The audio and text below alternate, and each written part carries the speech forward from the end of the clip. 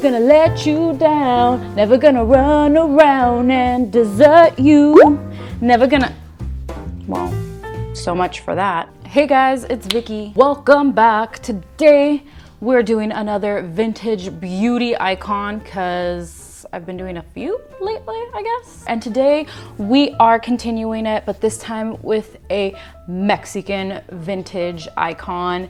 Her name is María Felix. If you are not familiar with her, oh my goodness. She is a beautiful actress who was very popular like from the 1940s through 60s. I mean, she was popular up until her death in 2002, but like 40s through 60s was like the height of her career. She was just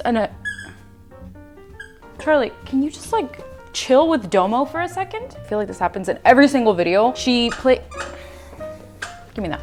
This woman had absolutely no filter, such a strong character and personality, like in her movies as well as in interviews. My grandparents were obsessed with her. They had a book of like with a bunch of pictures and the story of her life. But anyways, yes, this one was an obvious choice for me. So I just want to do a look inspired by her. We'll see how it turns out. Let's get right into it. I'm starting by priming my face with this Cover FX primer.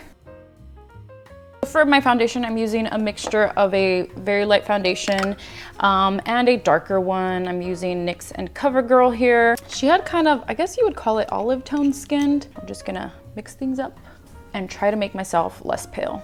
Okay, so now that the foundation is done, I'm gonna just get right into it. Probably the most iconic part of her eyebrows, which were super high up and super arched. Hey guys, it's Voiceover Vicky. So I transitioned to Voiceover because I just wanted to make this a little quicker and to the point. So anyways, for this go around, I did not use a glue stick to block my brows. Instead, I'm just putting a little bit of concealer under my brows to try to hide some of the hairs and then redraw over that. I just wanted a more natural look, or as natural as possible. So I'm just concealing the bottom hairs in order to be able to draw these up as high as possible because she had a lot of space below her brows. After I'm done concealing, I pat things in with some translucent powder, and then I'm gonna draw in my brows with some brow powder. I'm taking the darker color, and with a thin precision brush, I am just using a reference image to guide myself and trying to recreate the shape of her brows. Her brows were long and pretty thick. And of course, like most folks, there were some instances when she did have her brows thicker and sometimes thinner. For me, I'm going with thicker because it just goes a little bit better with my brows. Once you start looking like Cinderella's evil stepmother, you know you are almost there. Pro tip, you can always use a brush to measure the arches of your brows to make sure that they are symmetrical enough and one brow is not like lower than the other, and then you look like a confused chola. After I'm done with my brows, I am taking some skin tone powder and cleaning up the areas below and above my brows to define things a little bit more. As for my eyes, I'm taking a matte beige eyeshadow and patting that all over my eyelids. And then with a dark, smoky brownish eyeshadow, I am outlining my crease. I guess that's how you would say it, but in a much more exaggerated way where I'm actually making my crease line higher. This is a look that Maria would actually wear often, and it would really help accentuate her big eyes. And then finally, as far as eyeshadow goes, I'm just taking some very light pink eyeshadow and patting that into my lids. This is gonna help the area pop out more and look even bigger. I'm also adding some of that color under my brows. Next, I'm eyelining. I'm taking a pencil first, but we're gonna go back in a bit and make this a much more defined big wing. And then I am curling and adding lashes. For her lashes, I'm taking these from Wet n Wild, which are long and dramatic, but they're like kind of fringy, which is kind of like what I've seen her use in a lot of the reference images. So yeah, I'm going with these. And these were only $1. Hey guys, it's Voiceover Vicky again. And now I am taking a liquid liner and adding some more eyeliner to my eyes, making it a little bit more dramatic, hiding some of that glue and winging out things a bit more to make my eyes va-va-voom dramatic. After liner, I'm taking the dark eyeshadow from the crease, adding some to my bottom lash line, and also with a white eye pencil, I am highlighting my waterline to make my eyes pop out and appear more open. María Felix would do this as well. Now it's time for the super fun part, highlighting and contouring. With a light concealer, I am concealing under my eyes, the bridge of my nose, my forehead, my chin to really highlight and accentuate those areas. And then with my contouring dark powder, I am highlighting these chubby cheeks to really make them pop. Maria had a very long face and those high cheekbones, so we're gonna try to recreate that first with the dark color, and then with a lighter color, I'm highlighting my jawline as well as my cheekbones. This really helps create the illusion that my face is slimmer and it helps it appear longer.